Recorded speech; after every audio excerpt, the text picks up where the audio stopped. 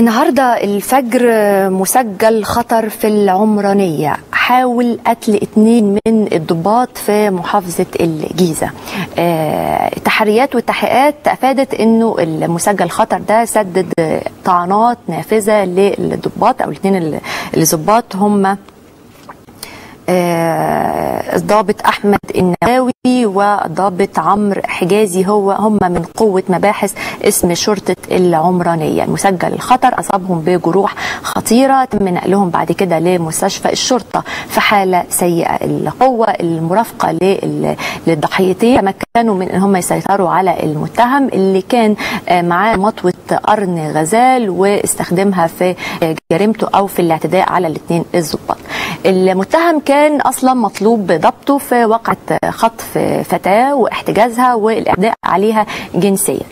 قوة من مباحث العمرانية توجهت علشان تنفذ امر ضبطه واحضار المتهم في بيته، موجود هو في منطقة الزهور في شارع التلاتيني.